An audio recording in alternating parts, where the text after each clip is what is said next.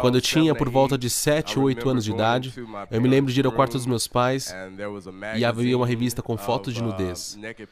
Embora os seios e as partes íntimas estivessem cobertas, eu não via aquela revista em nenhum momento naquele dia ou depois daquele dia. Conforme fiquei mais velho, por volta de 11 e 12 anos, meus amigos traziam fotos de pornografia e eu comecei a vê-las. Eventualmente, meu pai faleceu quando eu tinha 10 anos e minha mãe casou-se novamente. Então, eu fui ficar com meu padrasto e meu irmão tinha bibliotecas de revistas pornográficas e DVDs. Tenho que dizer isto, meu irmão me amava, mas ele não via nenhum problema naquilo. E eu passava horas assistindo e vendo aquelas revistas. Por fim, você começa a ter um apetite por isto. Quero dizer que conforme eu cresci, quando as circunstâncias tornavam-se difíceis, eu automaticamente usava a pornografia como um calmante. Funcionava para me acalmar nas minhas dificuldades. Conforme eu amadurecia e crescia, a pornografia tornou-se mais pervertida. Quando você entra na internet e clica nisto, você tem acesso a galeria de categorias diferentes e você pode clicar naquilo que quiser. E eu assistia qualquer coisa, me estimulava e passava horas fazendo isso. E eu ficava acordado a noite toda assistindo e depois ia para o trabalho. E pela graça de Deus que eu não morri, porque eu pegava no sono dirigindo na rodovia. Deus poupou a minha vida. Bom, você não foca em fazer o seu trabalho no melhor da sua capacidade. Você não tem foco algum. Você passa a noite toda se masturbando. Então você não tem energia para fazer seu trabalho no melhor da sua capacidade. Ok, o que aconteceu antes de você se casar com a sua esposa? Como o vício em pornografia afetou no início do seu relacionamento e, por fim, o divórcio do qual nós ouvimos a respeito? Quando você assiste pornografia, isso muda a forma de pensar na forma de olhar para uma mulher. Você não olha para mulheres de dentro para fora, mas sim de fora para dentro. Você olha para elas como uma sobremesa, ao invés de querer conhecer a pessoa. Você quer experimentar ou ter relação sexual, então você se casa. E não é a forma que você deveria começar uma relação.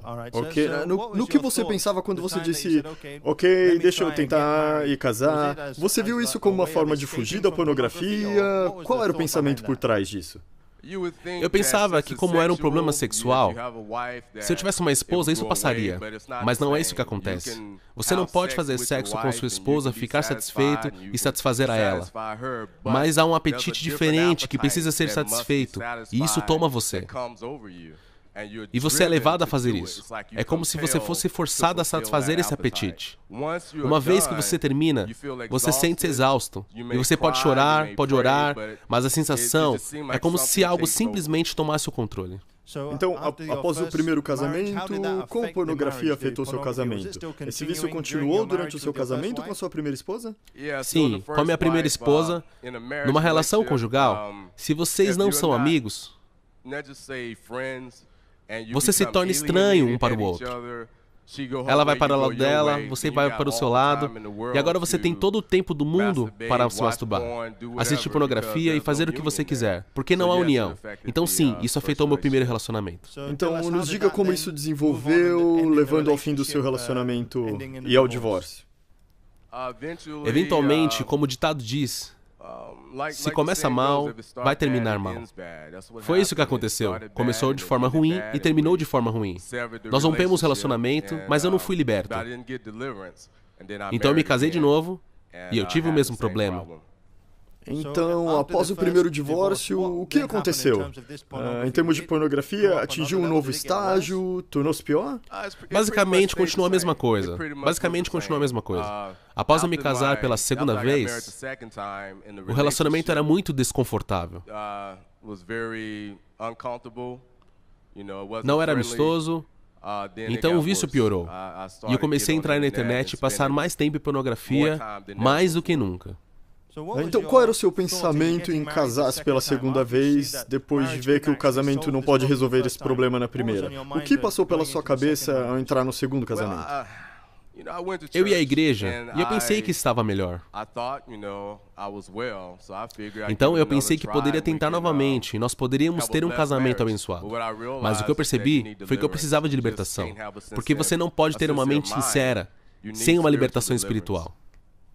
Muito obrigado. Como agora dessa vez você não disse, agora basta, eu não quero mais saber de pornografia? Ou você estava feliz com isso na sua vida? Não, eu não estava feliz com isso, porque estava esgotando meu corpo. E eu sempre ficava acordado a noite toda, e às vezes eu voltava para casa do trabalho, e eu tinha esse desejo de fazer isso de novo. E eu sabia que eu estava me matando, mas ao mesmo tempo, não havia nada que eu pudesse fazer a respeito disso. Durante meu segundo casamento, eu comecei a procurar por solução na internet, e foi quando eu vi a Emmanuel TV. Ok, então antes de ouvirmos mais sobre a TV Emmanuel, nos diga que outras alternativas ou esforço você fez para terminar com esse hábito de pornografia e masturbação. Jejum, recebi orações, instalei um filtro na internet e fiz várias coisas para parar. Mas você não pode parar por fora.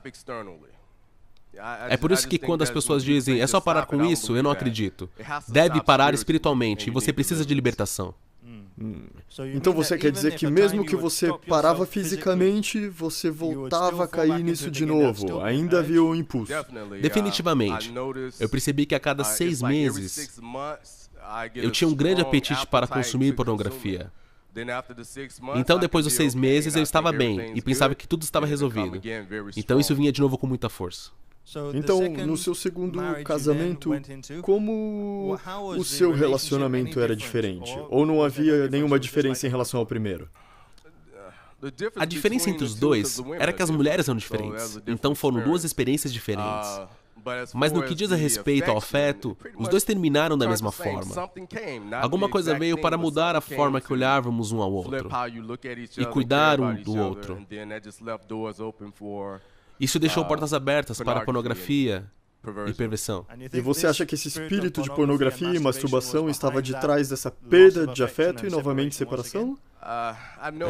Isso tem sido raiz em mim desde que eu era muito novo. E essa é a razão principal de tudo que aconteceu errado na minha vida.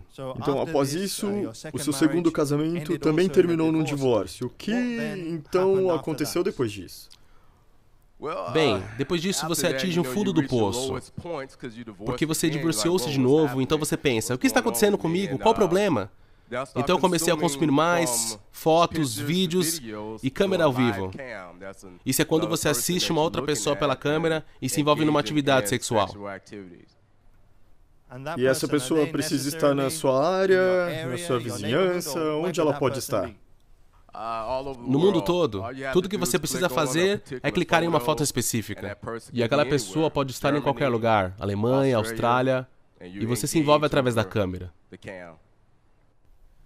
Então foi assim que você foi de revistas pornográficas a vídeos na internet e finalmente tendo relação via webcam com alguém. Esse desejo nunca era satisfeito até esse ponto? O desejo nunca era satisfeito, só crescia. E crescia com força. E ficava mais pervertido, porque aquilo que você costuma assistir, você não vê mais porque não te satisfaz mais. Então você tem que assistir algo diferente, ou fazer algo diferente.